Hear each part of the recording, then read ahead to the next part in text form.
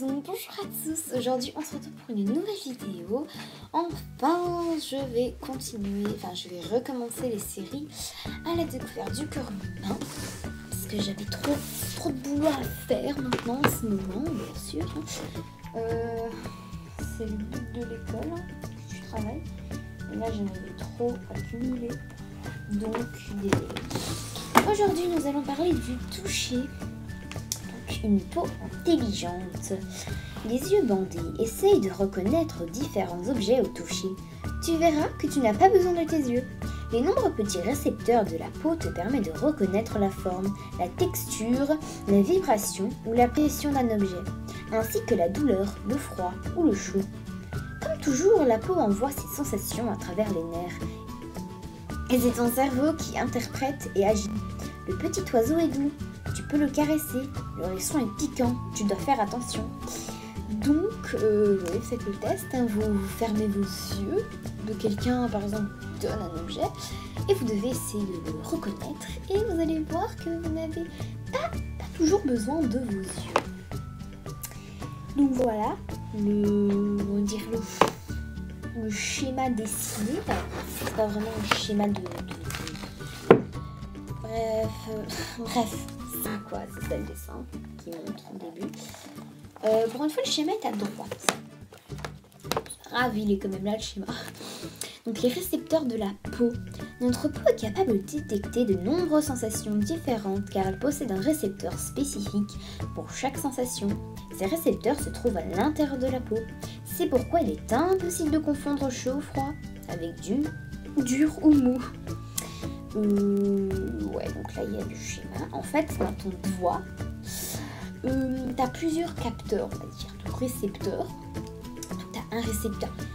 Ils sont tous ensemble, enfin, ils sont pas chacun dans un endroit différent comme la bouche, non. Chacun ensemble. Tu as le mouvement, tu as le froid, tu as le chaud, tu as la douleur, bien sûr, et tu as la vibration et pression. Alors, parce que. Et chaque récepteur est différent, il a une forme bizarre. Voilà, ça c'est dans ta peau. Là il montre le doigt, à l'intérieur ce qu'il y a. Et puis avec les différentes récepteurs, donc toutes les branches en fait c'est la douleur. Donc il y a plus de douleur qu'autre chose en fait. Lire grâce au toucher, ça c'est pour un peu les aveugles comme on lise. La peau du bout des doigts est si sensible qu'elle est capable de reconnaître des petits signes en relief. Le bras est une écriture en relief qui se lit grâce au toucher et permet aux personnes aveugles de lire avec les doigts. Oui, donc c'est super important en fait de vous dire de savoir comprendre ça avec le toucher quand tu es aveugle, parce que si tu ne comprends pas, ça va pas aller. Non mais sérieusement. Voilà, ça s'appelle le braille, on va dire, le langage pour les aveugles.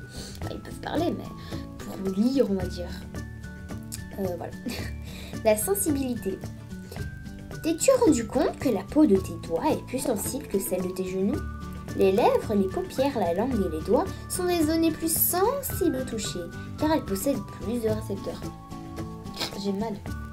La pomme d'Adam. Je sais pas ce que j'ai. Bref, oui, donc voilà. Lèvres, paupières, langue, doigts, en fait c'est super sensible en fait parce que t'as tellement de récepteurs que ça va, enfin t'as plus de récepteurs que les autres, donc c'est pour ça que t'es super sensible en fait. C'est pour ça que faut faire attention à ses petits yeux, ses lèvres, ses paupières et sa langue. Voilà, c'est en même temps la langue, tu vas me dire des millions de papilles gustatives, attends, il y a combien? 3000 papilles gustatives, c'est comme des récepteurs, hein, donc voilà quoi. À quoi sert la douleur? Tu sais répondre à cette question? Je pense pas. Si tu touches un objet brûlant ou coupant, tu retireras ta main instantanément pour éviter d'avoir mal. La douleur est protectrice, bah oui. C'est vrai que des fois c'est énervant d'avoir mal, mais ça va te protéger. Sans elle, nous nous blesserions sans nous en rendre compte. Voilà. Les fakirs parviennent à dominer la douleur. C'est pourquoi ils peuvent dormir sur un lit de clous. Ouais, les fakirs sont vraiment arbitres du cerveau. En fait, c'est quoi l'idée de dormir dans un lit de clous? Il n'y a rien de confortable. Ok, tu parviens à la douleur, tu la domines, mais voilà quoi.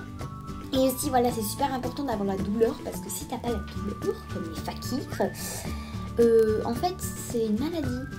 En fait, c'est une maladie, genre... comment dire oui, genre, il y a des gens, eux, des fois, déjà... Enfin, une autre maladie, mais ils sont pas fins et tout, c'est autre chose, mais une maladie, en fait. Les gens, ils peuvent mettre leurs doigts dans un cactus. Ils vont rien sentir, ils vont dire « Ah, c'est cool, je mets ma main dans un cactus. » C'est censé faire quoi? Après l'autre, il dit « Mais ça censé te piquer, pourquoi t'enlèves pas ça ta main et tout ?» Et en fait, tu peux mourir de ça. Parce que t'as aucune protection, en fait.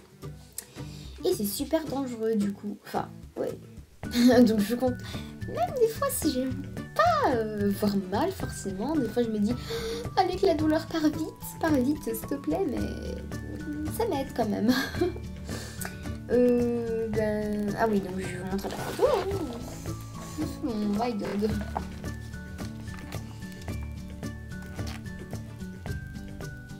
Voilà. Donc c'est la fin de cette vidéo sur le toucher. J'espère qu'elle vous aura plu. Donc encore une fois, désolée de ne plus avoir fait de vidéo. En même temps, c'est normal. J'ai des choses à faire avec mon école.